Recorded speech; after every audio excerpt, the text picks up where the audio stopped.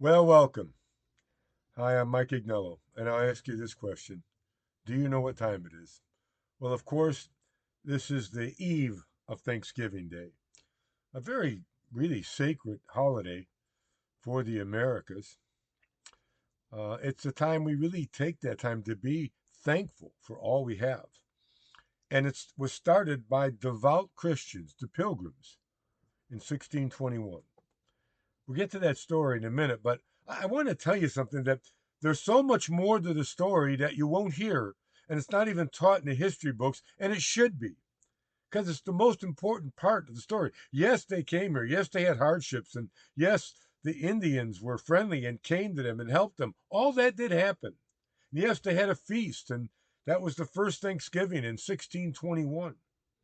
But let me give you the backstory, the story you might not have heard before. Now, if you listen to talk radio, you would have. Here's how it all started. See, the Church of England, a very domineering regime, that listen, you belong to the Church of England or you didn't exist, and they, bullied everyone else. You weren't allowed your own worship. You weren't allowed to interpret the Bible as you seen fit. I mean, it was a dominant uh, place from the state. State and religion had met.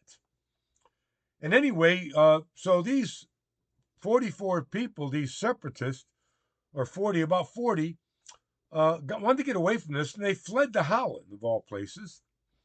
And they stayed there about 11 years. But then they were hearing about the New World, this New World that was discovered. And they thought a place to go, a new start. They prayed about it, and they felt like God had spoken to them to go, that they were assigned by God to go to this new world as believers, as devout Bible believing Christians, and have freedom, true freedom to worship in the way they felt the Bible told them to. So they got sponsors. They had to get sponsors for money from England and from Holland to go to the New World. And of course, that ship was called the Mayflower. And it was listen, these were terrible hardships. It was a rough journey. You're talking about a ship, I don't know, 50, 60 feet long with 102 passengers. And they left on August 1st, 1620. Now listen to these numbers. August 1st, 1620. They arrived in the New World, Plymouth, right?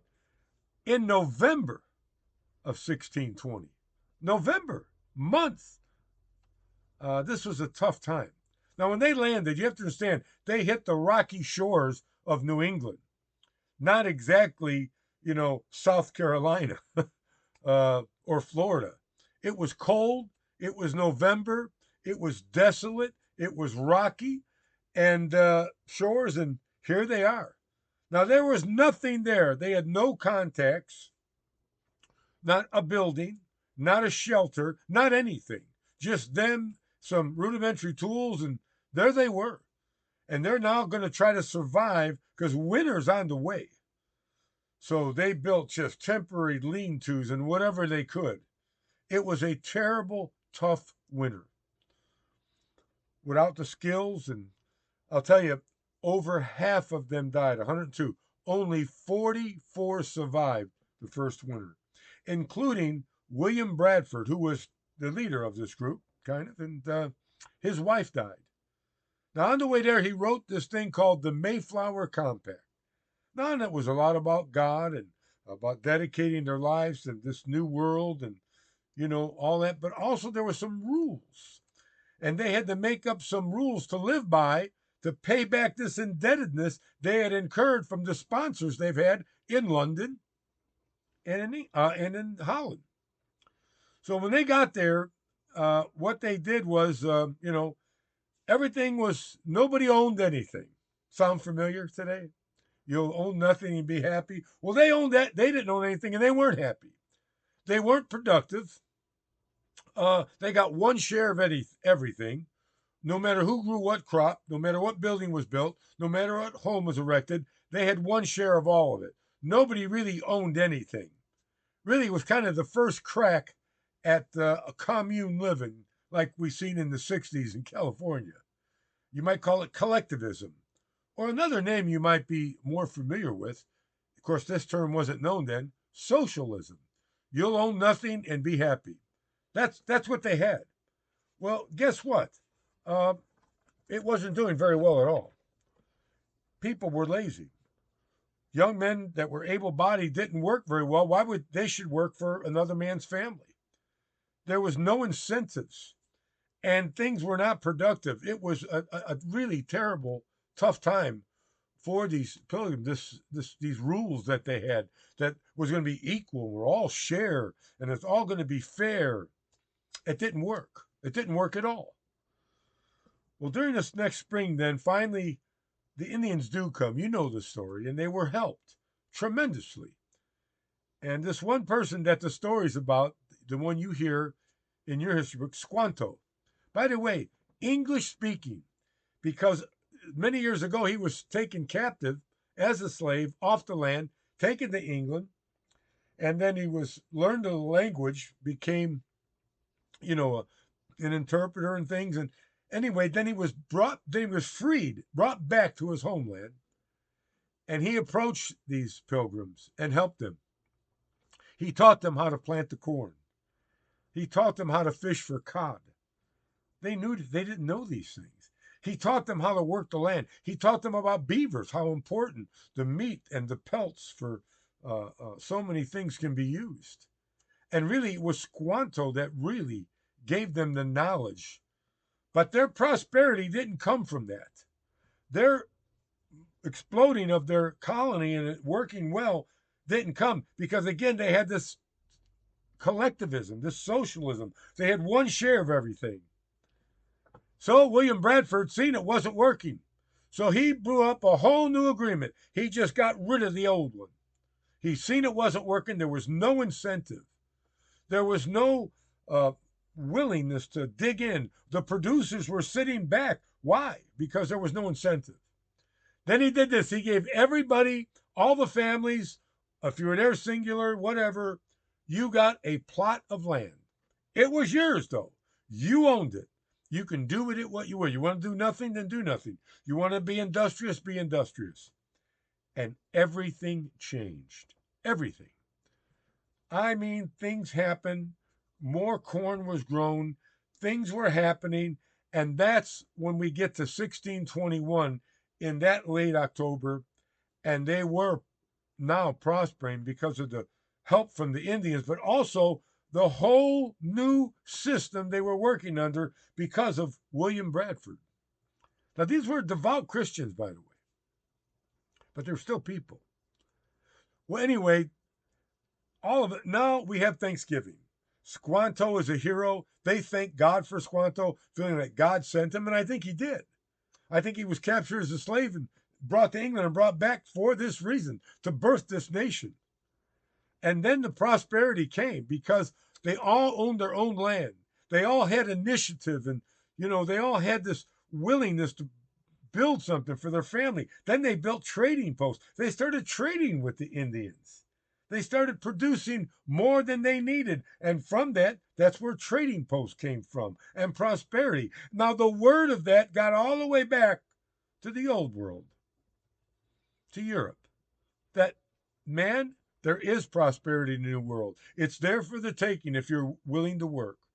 And that's when the Puritans started coming. Freedom of religion, freedom from the oppressive governments of Europe. And here they came. And America was born. And the free market system was born. Capitalism was born. It's not a dirty word. It's what this nation was birthed on. And the prosperity came when they trashed collectivism and got rid of socialism. And people weren't happy that owned nothing. The lie they're telling today. But that's the true story of Thanksgiving, the first one in 1621. But how everything changed when they had ownership of their own land. And of course, God blessing them and them wanting to spread the word of God across that land and do everything to the glory of God, because these were devout, Bible-believing Christians. And the Puritans came And you know the rest of the story, as they say. That's the true story of the first Thanksgiving. Some of the things happened just like we were told in our history books about Squanto and the Indians helping. But the prosperity came when free market was on free the whole free market system was unleashed because of the wisdom of William Bradford and the blessing of God, of course. Well, God's hand was in it, that's for sure, because he birthed the most powerful nation in the world. And at one time, a nation that sent missionaries all over the world. A nation that was built on the principles and by the principles, by the Word of God. We won't have that discussion how far we've came from that. But that's the true story of Thanksgiving. Tell that to your children.